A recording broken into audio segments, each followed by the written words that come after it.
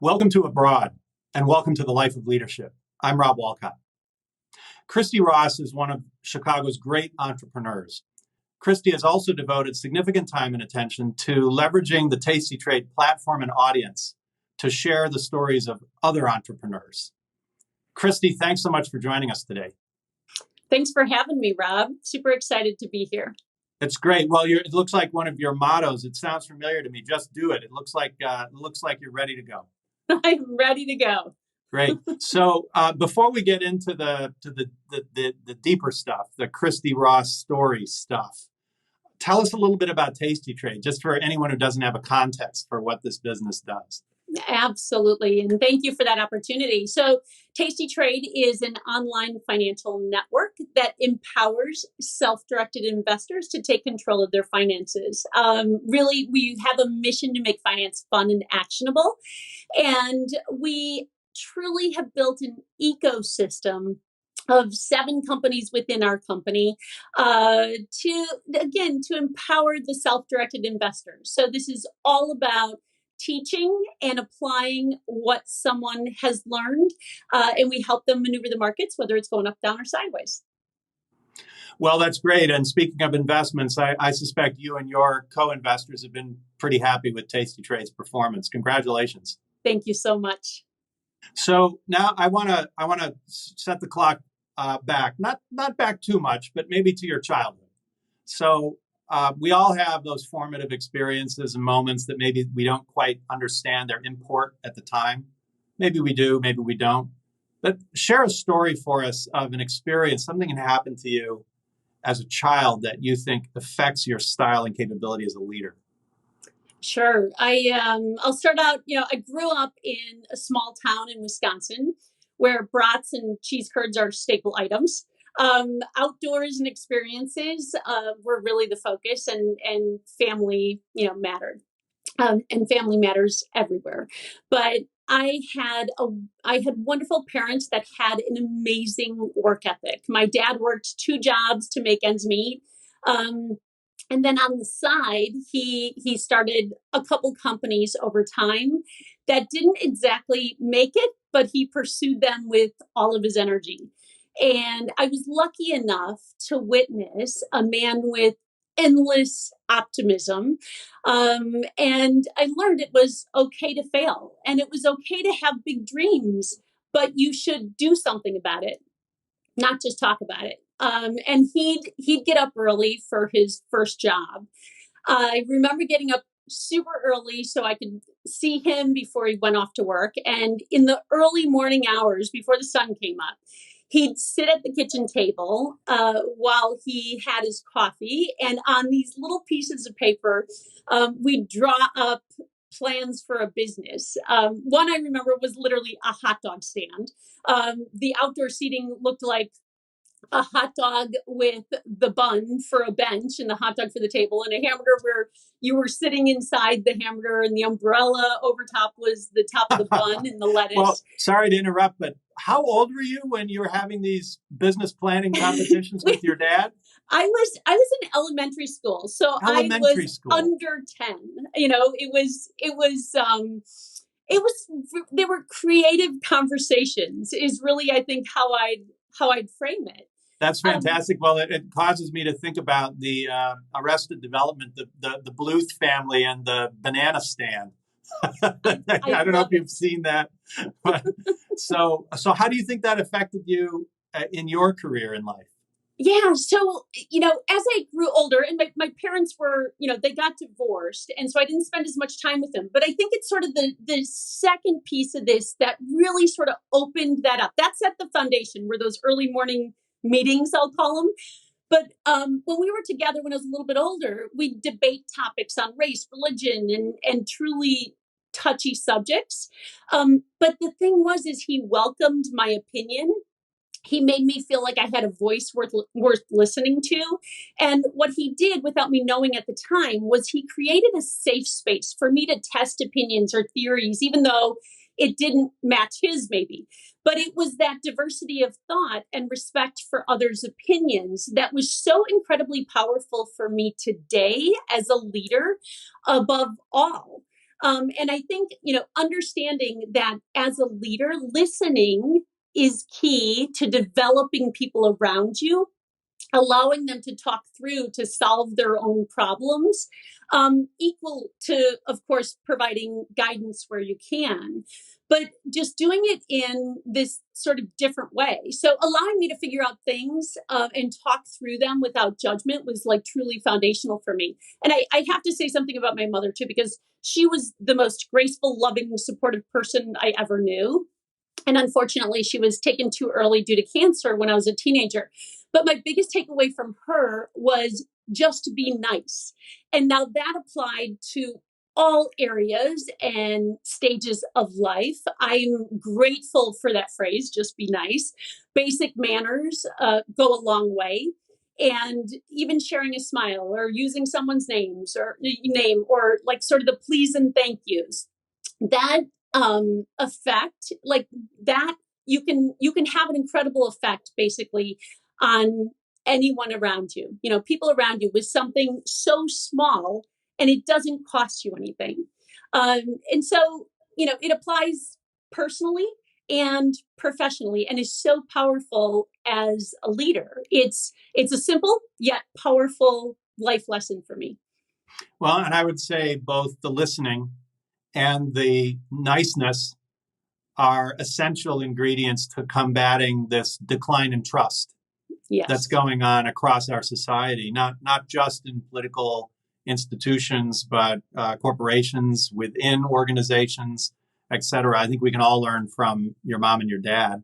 So let's fast forward a little bit.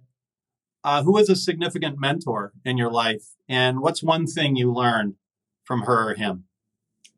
Oh, I've had so many teachers and mentors throughout my life that really sort of instilled thoughts or lessons that became, I'm going to say, building blocks, which eventually form like who we are today, right?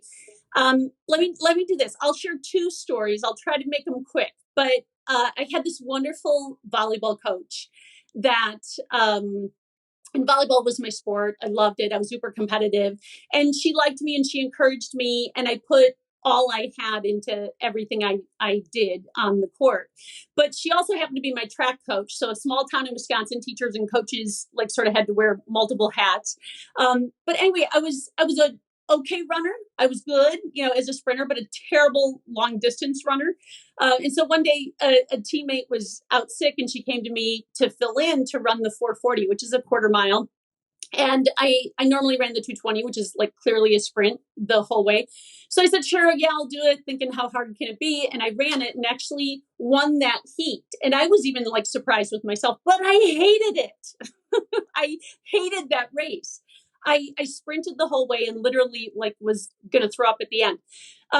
Still trying to catch my breath and bent over. My coach comes over to me. She comes running over, puts her hand on my back while I'm still bent over and says, great job. You can own this race. And I need you to run the anchor for the mile relay, because the girl was out who normally ran it. And so that's running the last leg, the last 440. And I literally could barely get the words out. I'm like, I can't do it.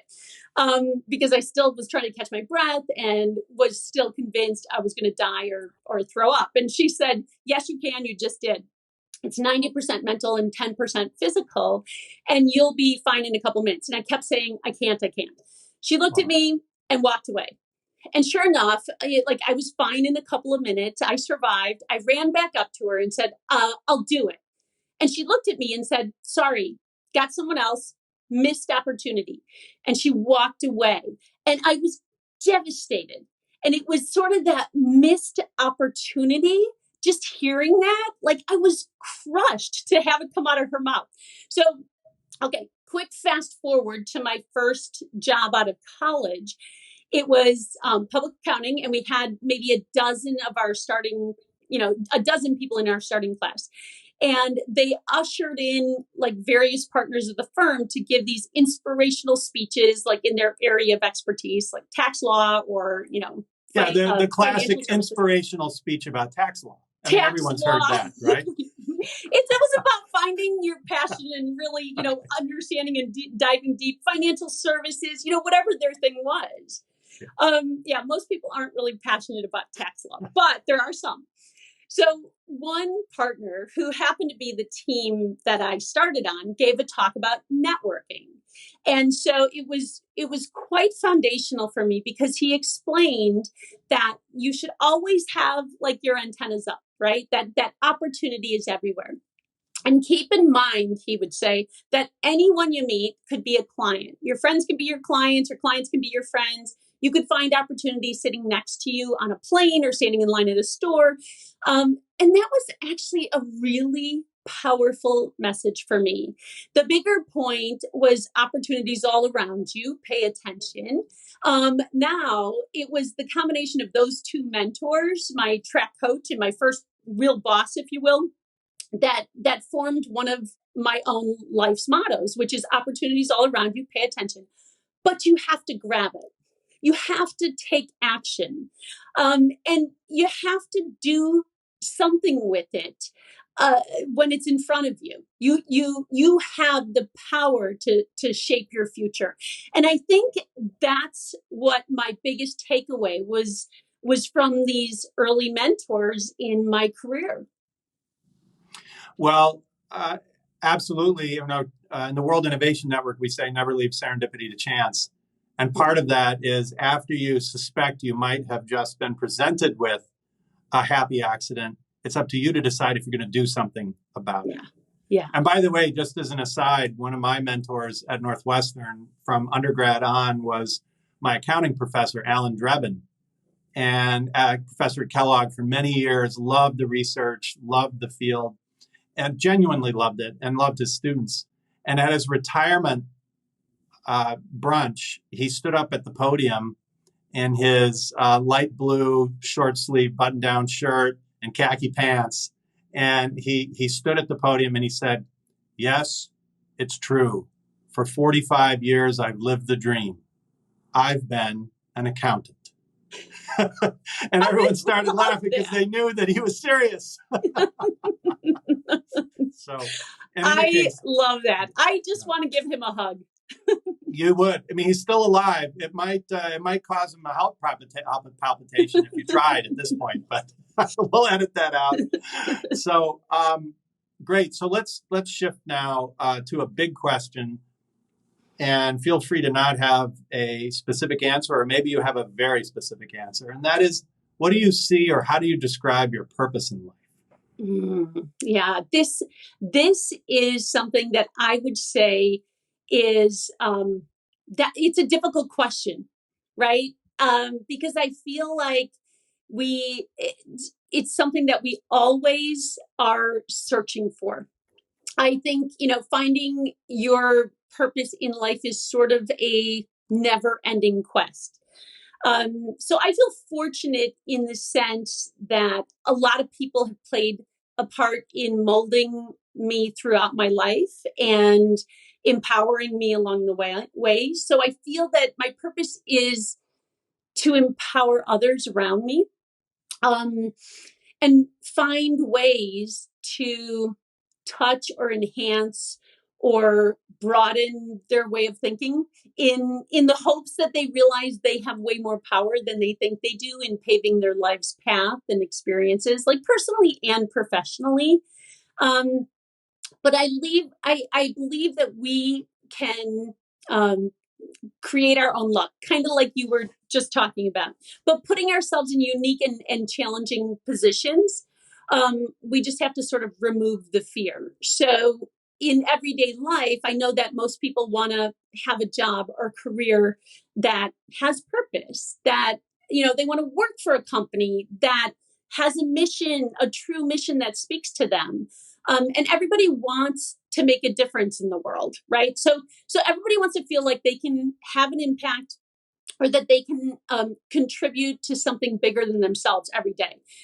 And when I think about Tastytrade, for example, we built Tastytrade sort of on that premise, empowering our customers to control their finances, empowering our employees to have a voice, to make decisions, to try new things, to constantly be open to new challenges and learning. I've sort of worked to champion that mindset all around with all of our employees.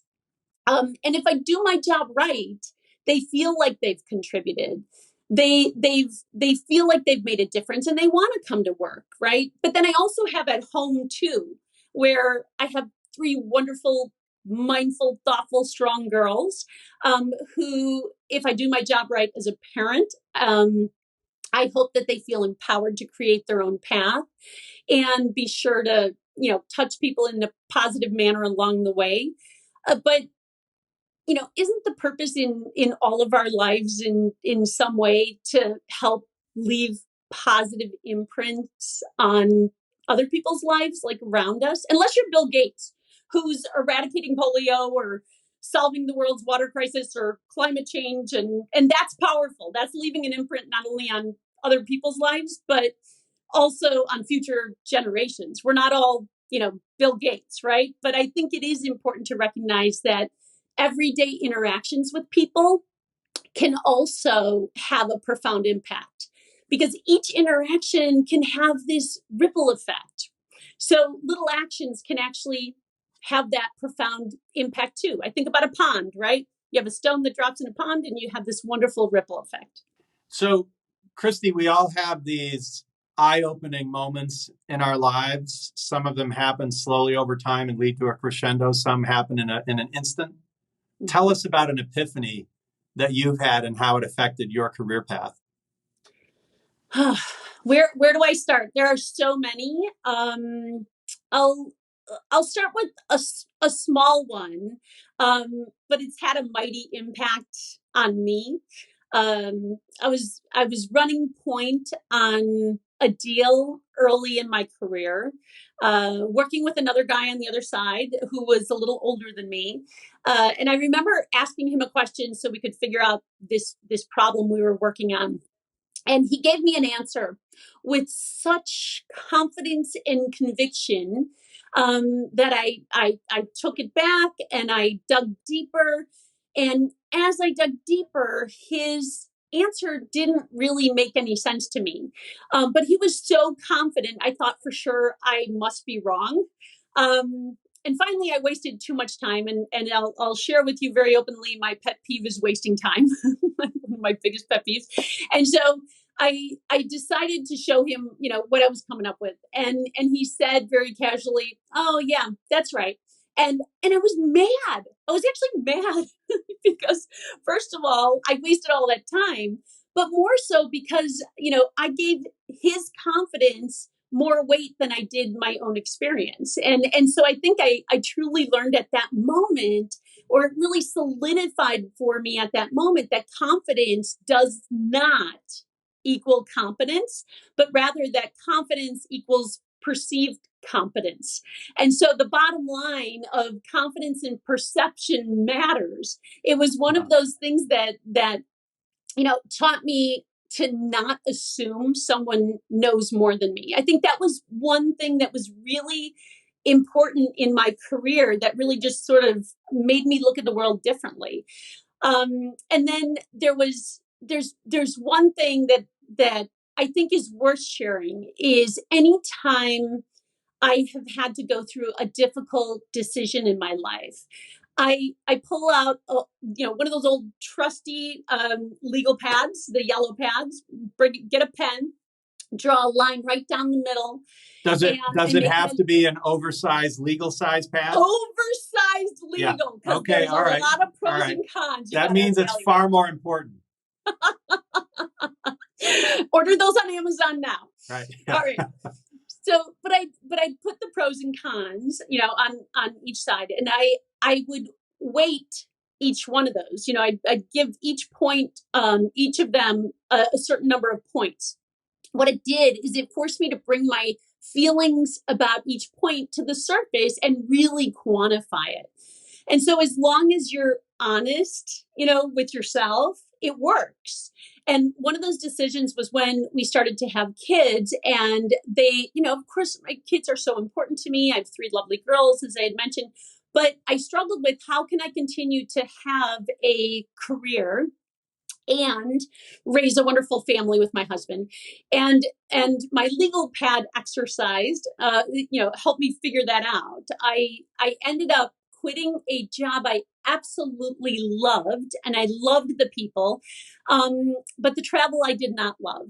And that was what was making it hard for me. And I figured it out, that if I give up the travel and commit to creating some sort of normalcy or consistency in my life, because I work way too many hours, but that's sort of my MO. But hopefully I'd find a middle ground there, and ultimately, more happiness. And so while I believe I was in tune enough to make mindful decisions about my path in order to make sure that I truly experienced the effects of this change, I still needed to take action in some way. I still needed to create that special time with my family now that I didn't have to travel. And so I did. I created that meaningful time. I left the company I love.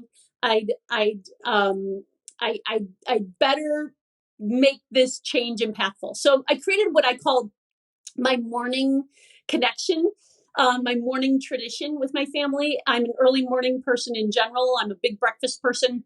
And I look at it sort of symbolically, like starting each and every day out right, a hot breakfast, a healthy breakfast for my kids, my family, like fueling the body and at the same time, like nurturing the soul. And I talk with them before school, while I made their breakfast and lunches, and hopefully helping them feel loved and supported before they went off into the world every morning. But that also made me feel better about going off to work. So that epiphany for me was more about forcing mindfulness into those difficult life decisions of literally writing it down and weighing the things that were important to me. My children, my husband, my family, and also my career, plus taking that next step in creating symbolic traditions and opportunities for impactful moments, as Great. a parent and as a leader. I think we all want that. So Great. Well, Kristi, I have a challenging follow-up question. You're a morning person. What about your husband and daughters? Are they morning people? that is a good question. In the early years, my husband was not a morning person. He was a night person. And I think he shifted a little. God bless him. But also what's funny is I have two night owls and one morning bird in terms of my girls. So Right. we got the whole gamut here. Right. Well, as always happens in families. So what about the unexpected in your life? What about a chance event, a moment where something turned that, as you look back, you see was meaningful for your personal or professional development? Tell us about one of those. Yeah.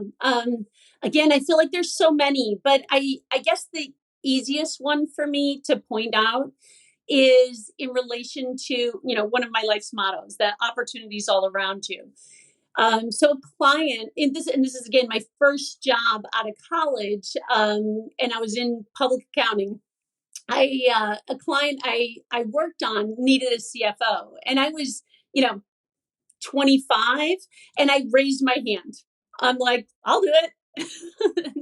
to my surprise, I got the interview. So as soon as I got that interview, I'm like I really want this. I want to do this. So I ran out and bought some books. Amazon didn't exist at the time, so I actually had to go to the physical bookstore. And I got a book that it's a desktop CFO. And then at the same time, I bought the next book, which is the desktop CEO, because I figured if I'm reporting to the CEO, I need to know what they need to know. Right. And so I prepared for the interview, and I got the job. And so I don't think I got the job because I was like this super fabulous, confident, best CFO ever. But I did have confidence that I could figure it out. If I put the time and effort into it, I knew my work ethic would carry me through that. So the lesson was, that opportunity, is all around you, but you got to grab it and you got to do something with it. And so then I got the the extra opportunity to potentially get the job. But what I did is I worked really hard to prepare for it, to make it happen. So taking that risk helped me pave the way, to make sort of the next leap in my career. Had I not taken that chance, I might not have gotten the next CFO opportunity, for example. But taking risks is important. You need to sort of remove that fear and ask yourself, what's the worst thing that can happen? Kristi, you've been part of a team that has already created two extraordinarily successful companies, but nothing is a straight line, as we know. So give us an example of an unexpected event, occurrence, a speed bump, a catastrophe, perhaps, something that happened in the midst of building one of these companies. And how did you recover? What can we learn from it? Yeah, I think, so I guess I would talk about Tastytrade. So we started Tastytrade over 10 years ago. And my co-CEO, Tom Sosnoff, had the original idea for the company. But while the company was meant to make finance, fun and actionable, and that's still the mission today, it's also about empowering, the self-directed investor to take control of their finances and their investments. But it's also, it's about empowering individuals through content technology, and I'm even going to say personal interactions. So helping people maneuver the financial markets together, and it's this wonderful ecosystem. But I would say that when we first started, we started a little too heavy on the fun. And we created shows that were we created shows that were we hired a number of second city comedians, and those second city comedians, we figured we could teach them finance, but it's really hard to teach someone to be funny or, to be comedic in a certain way. And so we started out, and we produced these shows from the beginning. And I really hope, Rob, that those original archives are buried deep somewhere, deep in the archives, that nobody ever sees them. But what we did is we made ourselves accessible to our customers, and we got feedback. And what we found was that our customers really wanted more finance with just a flair of fun. And we really had to sort of shift the content we were producing and the way we were producing it. If we didn't listen to our customers, we would have failed. We wouldn't have made it to where we are today. And so I think that there's a couple lessons in there. One, being, create a product and get it out there as fast as you can so that you can get feedback, so that you can actually, tweak it, but don't do it in a vacuum. And that's probably something you've heard a million times over, right? But I think too is creating access, making sure that you're accessible to your customers and accessible to get that feedback so that it's a two-way conversation is really, really powerful. And so when I look at that, I would say that is something that, if we didn't do that, if we didn't listen to the customers, if we didn't get the product out there for feedback, if we didn't make ourselves accessible, like I said, we wouldn't be where we are today with it. Great. Well, so I want to shift to the question of team. And you've mentioned to me a number of times in our conversations how essential having a great team around you and your co-founders has been.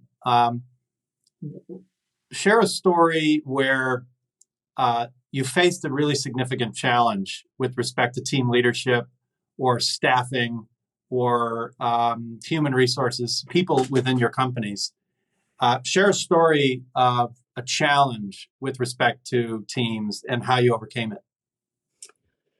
Oh, that is a really good question. team is so important.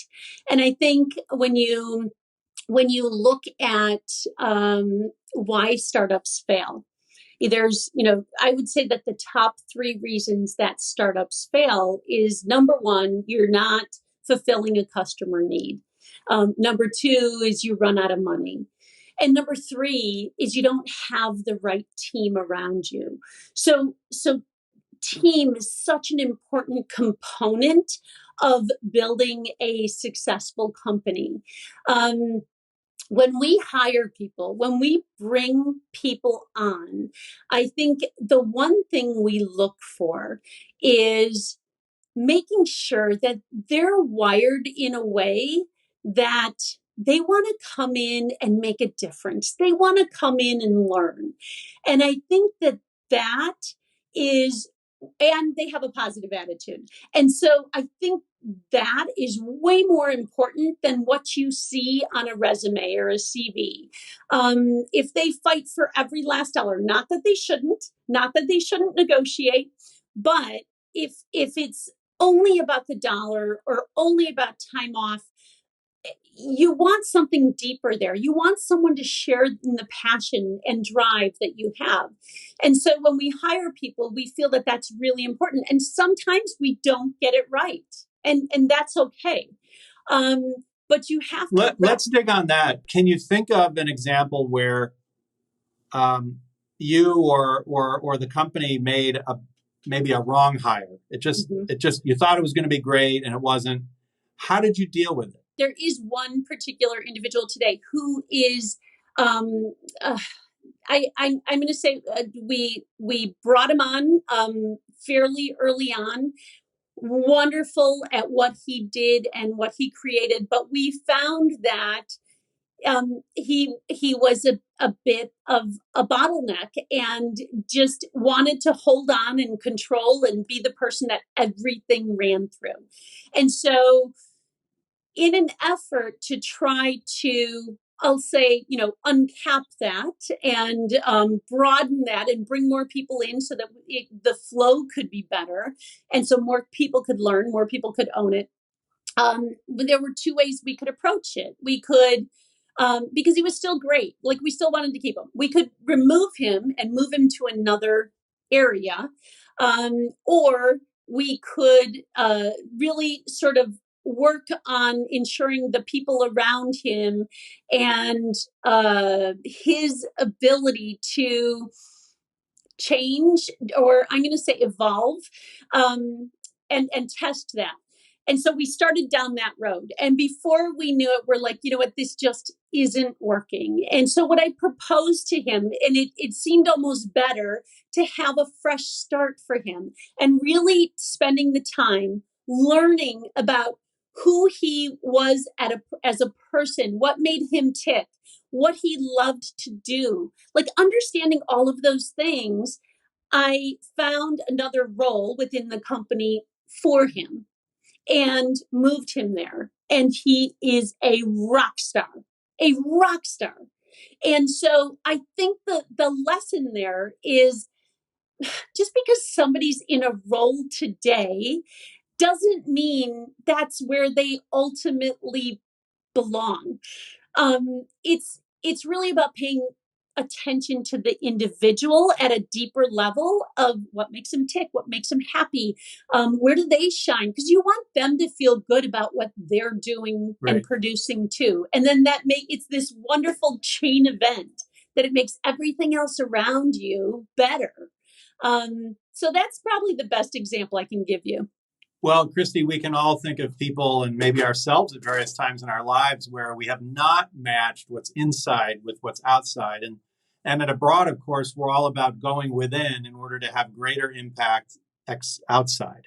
Mm-hmm. And that's a place that in our very instrumental society, we often miss that. We always look for criteria, action plans, objectives, roles and responsibilities, but none of those things are specifically about what's inside of us.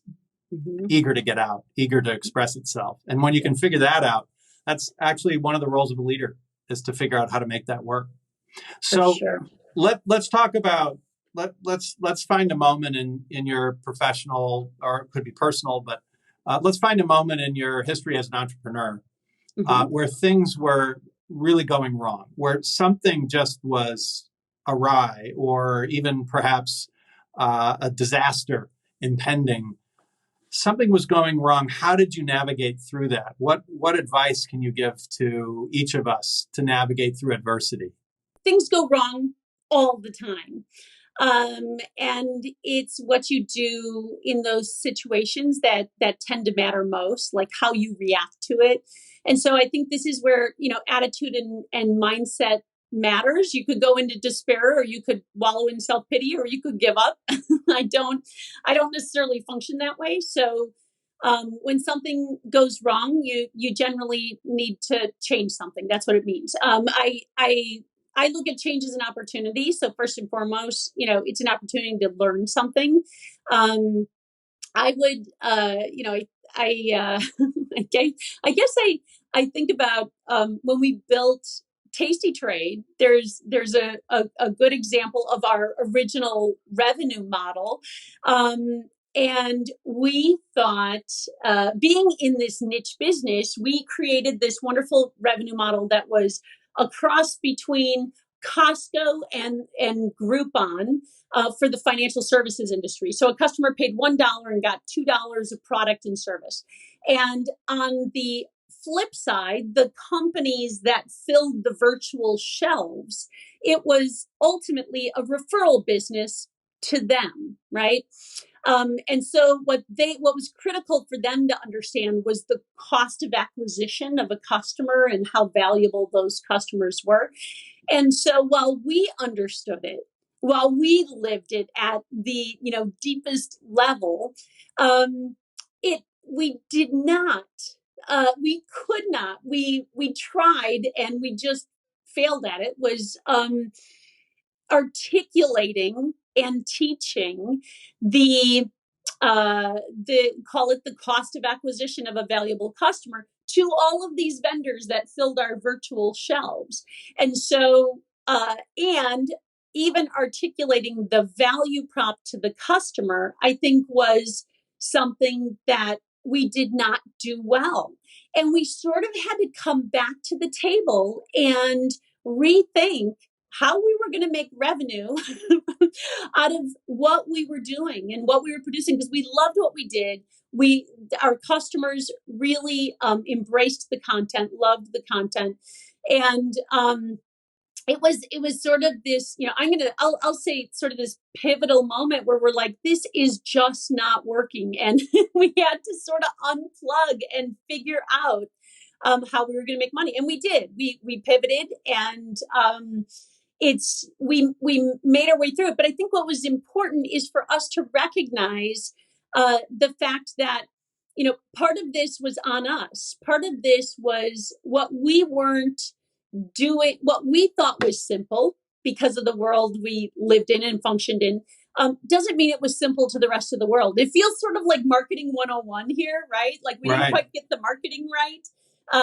But I think we also tended to make it a little bit more complex than it needed to be. So we got it wrong. We absolutely got it wrong. And we eventually got it right. But it took us a little while. Well, Kristi, do you happen to recall roughly how long did it take you and your colleagues to figure out we got this wrong?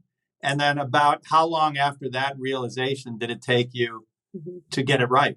Yeah. And that's a good question. I think we also created opportunities around us that we had other alternatives and other options. We ended up going exclusive with one of our partners that was in our store. And then we developed a wonderful brokerage firm from there. But that leap from shutting down the superstore to going exclusive, we had this superstore up and running, I want to say for about, I'm going to say for about 6 months. And so it took 5-6 months to go, you know what? I'm not sure this is going to work. And at the same time, creating these other opportunities, we ended up sort of, I'll say, shifting within, I'm going to say within a 2 to 3 month period. Kristi, you and your husband have been blessed with three daughters. I myself have two daughters, and so I know the feeling. It's really quite profound. What's one piece of advice you give to them as they build their careers? Well, so I have 100 pieces of advice. First of all, as my first one went off to college, I created a book and I wrote 100 different pieces of advice that she could refer to. But and I will do that with my next two as they go off to college. So what you're saying is you've always been a pretty casual mom. Super casual. The one, besides the confidence building, piece of advice that you constantly want to instill that confidence in that drive for them. The one thing that I continually drive home to each one of my girls is, as you go, out into this world on your own, just make sure that whatever choices you're making, that you're making it and you're loving what you're doing. Because my other life motto is do what you love what you do, because you spend a majority of your time doing it. And and if you're doing something you love, it doesn't feel like work. And so I'm sure you've heard that phrase said in a different way or whatever other places too, but that is truly a motto that I live by and I instill in my kids all the time. When I get asked a question, hey, what do you think about this this career or going down this path, and I go, does it make you happy? Like, do you feel like you're gonna love it? Like, what do you like about it? What don't you like about it? And it's more about having them really truly shape an opinion about where they're going, and then they have to actually test it. It's like, test that out, see if you were right. And so it's about following your passion and making decisions for you, not necessarily for all the people around you. I know I'm your mom, but you're not here in this world to please me. You are here to find the right path for you. That's great. Sounds like a path we're all on, whether we know it or not. So now I'd like to ask one of my favorite questions. What is your favorite story from your experience, from your life? It doesn't have to have anything to do with business, career, leadership. It doesn't have to be relevant at all. And extra points for humor. Okay. First of all, I'm not very funny, but this question is a lot of pressure. I guess what I'll do is I'll share a story that I feel like I've told 1,000 times before. And sadly enough, it comes down to a Calvin and Hobbes cartoon. After my husband and I were married, we started talking about having kids, and it's a big responsibility being a parent. We said if we could keep the plants alive, we'll graduate to getting pets, and if we could keep the pets alive, then we'd have kids. Well, needless to say, our plants died, and we never got pets at that point, and we literally just jumped in with both feet to have kids. But it was at that point that I found this Calvin and Hobbes comic, and I cut it out, and I have it, swear to God, in my cabinet cupboard today still. But it was Calvin standing in front of his parents sitting on the couch. And he says to them something like, what assurance do I have that you're not screwing me up? And my husband and I both laughed, like just really thought this was so funny. And it was when our girls were babies. But the reality is, as they grow older and develop, you realize that you really do have an impact on who they are and what they believe, and to some degree, even who they become. Again, to a degree. And you could, in fact, screw them up. And so now that's a lot of pressure on a parent, but it's also about sort of leadership too in business. But I still have that comic, like I said, in my cupboard, and it's just a good reminder to me that the impact we have on the people around us, especially closest to us. And so we should be mindful about what we do and what we share and what we say, and make sure that we're it's always sort of in the right vein. Well, Kristi Ross, none of us are perfect parents, that's for sure. But I'm pretty confident that you are not screwing up your kids. I'm pretty confident you've created an extraordinary role model for them and lots of others. Opportunity is all around you. Dream big dreams, but do something about it. Purpose is a never-ending quest. It's an evolving story. In order to find it, even in order to seek it, we need to remove the fear. Sometimes that means forcing mindfulness. That means sitting down with one of those oversized yellow legal pads of paper. Please do it in pen and ink, not with your iPhone. It means taking the time and attention to think it through, what's best for you in the context of your friends and family and loved ones, your company, your country. But ultimately, if you're on the right path, you add far more value in the world. Kristi, I have 2 young daughters, Jolie and Sage, and I can only hope that they live a life as fulfilling and successful as yours. Thanks so much for being with us. Oh, and thank you so much for having me. Truly enjoyed talking with you, Rob.